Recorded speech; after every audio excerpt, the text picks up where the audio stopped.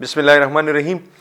د مریم نواز د واپسې نه پس هغه چې کوم خبرې مونږه په دې ویډیوز کې به تاسو ته اکثر له ډسکس کولې او تاسو ته به ما عرض کولو چې اوس په کې انتشار شروع کیږي او مسلم لیگ نون به اوس دغه جوړ توړ ولا سیاست پاغي کې شروع کیږي او پاغي کې به اوس دغه دو ګروپونه به را مخامخ کیږي، شهباز شریف ګروپ او مریم نواز ګروپ.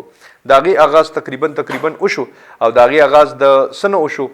دغه آغاز د خاقان عباسي د هغه خبرې نه وشو چې هغه استعفا نن جمع کړله او هغه ویلي چې زه د مریم نواز زما د لور په شان ده، زه هغې نه لاندې کار نشم کولی. نو دا په دغه وجه باندې وشوله چې مکه د سینیریټي او د جونیریټي والا خبره ده چې مریم نواز د هغې نه کشرم ده او بل دا چې د هغې نون ایکسپیرینس نشته، خو چونکې هغه په پیراشوټ ته او هغه سونے کا چمچ لیکر پیدا ہوئی ہے، نو بس هغه شهباز شریف تی او د نواز شریف تی والا هغه د شریف فیملیز والا نمونه ورسره دي. په دغه وجه باندې هغه اوس نن نائب صدرم ده او چیف ارګنایزم ده. صادر رفیق هم د دې خلاف یو خبره کړې وه، خو مکه خبرې واپس کړلې بیا ځکه چې په پارټۍ کې هغه وخت رول دي او په پارټۍ کې واپس سروایول هم کول دي او په دې کې بیا وزارتونه هم دي هغه هم انجای کول دي. نو هغې دپاره بیا هغه زما په خیال باندې په زړه باندې غټ کاڼه کېښوستلو.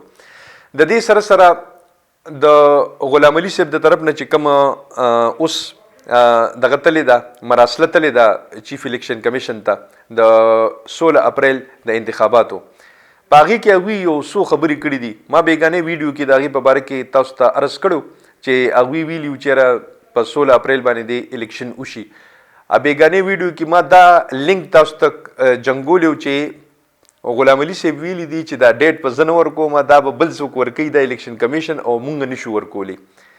اوس یې پکې داسې یو کنټروورشل خبره لیکلې ده چې د ایجنسیانو نه د سیکورټي ایجنسیانو نه او د دغه نه یې تپوس وشي د پارټیانو نه چې آیا هغوی انتخاباتو ته تیار دي او که نه دي تیار.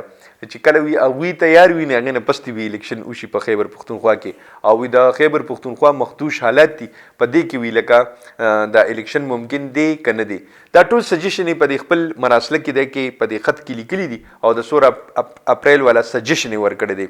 زما په هغه بیګانې ویډیو باندې زما بعض ملګرو چې دی په هغې باندې کمنټس همدغه کړي دي او ما ته پرسنلي باندې هم همدغه وویلي چې یاره ډیټ یې ورکو.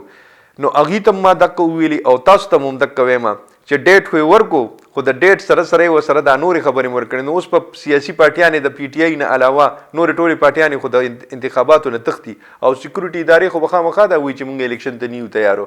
په دې وخت کې خو کنټروورشل ټایم دی او په دې وخت کې خو مخدوش حالات دي د صوبې، په دې کې به مونږ څنګه الیکشن وکړو. نو کیدای شي چې د دې الیکشن سره به د پنجاب الیکشن هم لینک کیږي، هغوی هم ترې شاته کیږي، هغوی هم ترې ورځ ته ورځه د تېښتې څه لارې ګوري او دوی هم ترې ګوري د تېښتې لارې. دا په دقې وجه باندې چې دوی الیکشن ته تیار نه دي او په دقې وجه باندې چې دوی د عوامو مخامخ کیدی نشي. را روان وخت کې د آی ایم ایف والا چې کمې وعدې دي او د هغې سره چې کمې خبرې روانې دي د هغې به هم تاسو ته پته ولګي. خوشحاله او بریالي اوسئ. د لوی الله په امان.